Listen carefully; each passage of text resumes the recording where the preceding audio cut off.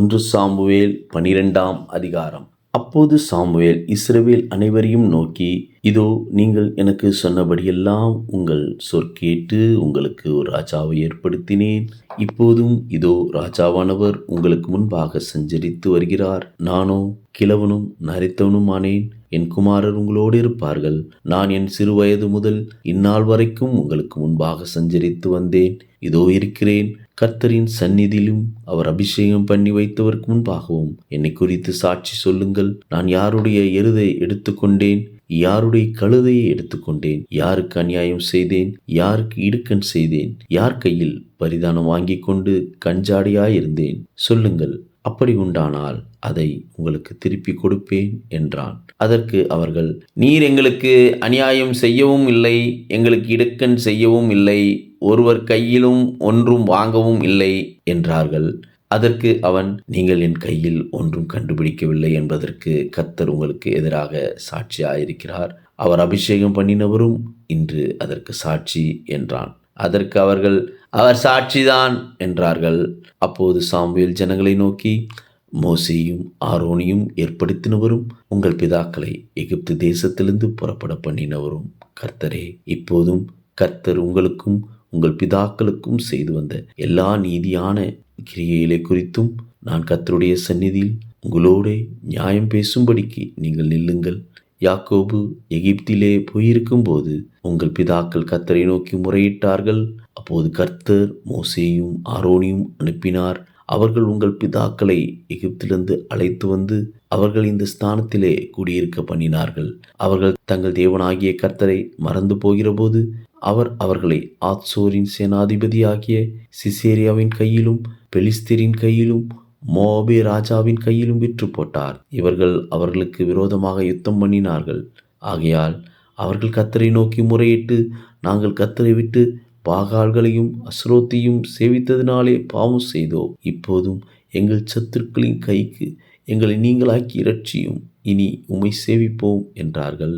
அப்போது கர்த்தர் ஏருபாகளையும் பேதானையும் எப்தாவையும் சாமுவேலையும் அனுப்பி, நீங்கள் பயமில்லாமல் குடியிருக்கும்படிக்கு சுற்றிலும் இருந்த உங்கள் சத்துருக்களின் கைக்கு உங்களை நீங்களாக்கி இரட்சித்தார். அம்மோன் புத்திரரின் ராஜாவாகிய நாகாஸ் உங்களுக்கு விரோதமாய் வருகிறதை நீங்கள் கண்டபோது உங்கள் தேவனாகிய கர்த்தரே உங்களுக்கு ராஜாவாயிருந்தும் நீங்கள் என்னை நோக்கி, அப்படியல்ல, ஒரு ராஜா எங்கள் மேல் ஆள வேண்டும் என்றீர்கள்.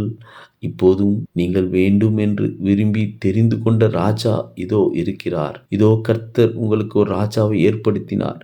நீங்கள் கர்த்தருடைய வாக்கு விரோதமாய் கலகம் பண்ணாமல் கர்த்தருக்கு பயந்து அவரை சேவித்து அவருடைய சத்தத்துக்கு கீழ்ப்படிந்தால் நீங்களும் உங்களை ஆளுகிற ராஜாவும் உங்கள் தேவனாகிய கர்த்தரை பின்பற்றுள்ளாயிருப்பீர்கள். நீங்கள் கர்த்தருடைய சத்தத்துக்கு கீழ்ப்படியாமல் கர்த்தருடைய வாக்குக்கு விரோதமாய் கலகம் பண்ணுவீர்களானால் கர்த்தருடைய கை உங்கள் பிதாக்களுக்கு விரோதமாய் இருந்தது போல உங்களுக்கும் விரோதமாயிருக்கும். இப்போதும் கர்த்தர் உங்கள் கண்களுக்கு முன்பாக செய்யும் பெரிய காரியத்தை நின்று பாருங்கள். இன்று கோதுமை அறுப்பின் நாள் அல்லவா?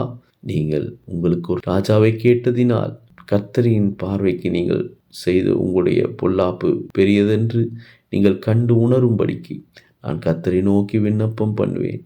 அப்போது இடிமுழக்கங்களும் மழையும் கட்டளையிடுவார் என்று சொல்லி சாமுவேல் கர்த்தரை நோக்கி விண்ணப்பம் பண்ணினான். அன்றைய தினமே கர்த்தர் இடிமுழக்கங்களையும் மழையும் கட்டளையிட்டார். அப்போது ஜனங்கள் எல்லோரும் கர்த்தருக்கும் சாமுவேலுக்கும் பயந்து சாமுவேலை பார்த்து, நாங்கள் சாகாதபடிக்கு உம்முடைய தேவனாகிய கர்த்தரிடத்தில் உம்முடைய அடியாருக்காக விண்ணப்பம் செய்யும். நாங்கள் செய்த எல்லா பாவங்களோடும் எங்களுக்கு ஒரு ராஜா வேண்டும் என்று கேட்ட இந்த பாவத்தையும் கூட்டிக் கொண்டோம் என்று ஜனங்கள் எல்லாரும் சொன்னார்கள். அப்போது சாமுவேல் ஜனங்களை நோக்கி, பயப்படாதிருங்கள், நீங்கள் இந்த பொல்லாப்பை எல்லாம் செய்தீர்கள். ஆகிலும் கர்த்தரை விட்டு பின்வாங்காமல் கர்த்தரை உங்கள் முழு இதயத்தோடு சேவியுங்கள், விலகி போகாதிருங்கள். மற்றபடி புரோஜனமற்றதும் ரட்சிக்க மாட்டாதுமாயிருக்கிற வீணானவைகளை பின்பற்றுவீர்கள். அவைகள் வீணானவைகளே. கர்த்தர் உங்களை தமக்கு ஜனமாக்கி கொள்ள பிரியமானபடியால் கர்த்தர் தம்முடைய மகத்துவமான நாமத்தின் நிமித்தம் தமது ஜனத்தை கைவிட மாட்டார். நானும் உங்களுக்காக விண்ணப்பம் செய்யாதிருப்பேனாகில் கர்த்தருக்கு விரோதமாய் பாவம் செய்கிறவனாயிருப்பேன். அது எனக்கு தூரமாயிருப்பதாக. நன்மையும் செவ்வையுமான வழியை நான் உங்களுக்கு போதிப்பேன். நீங்கள் எப்படியும் கர்த்தருக்கு பயந்து உங்கள் முழு இருதயத்தோடும் உண்மையாய் அவரை சேவிக்க கடவீர்கள். அவர் உங்களிடத்தில் எவ்வளவு மகிமையான காரியங்களை செய்தார் என்பதை சிந்தித்து பாருங்கள். நீங்கள் இன்னும் பொல்லாப்பை செய்வீர்களானால் நீங்களும் உங்கள் ராஜாவும் நாசமடைவீர்கள் என்றான்.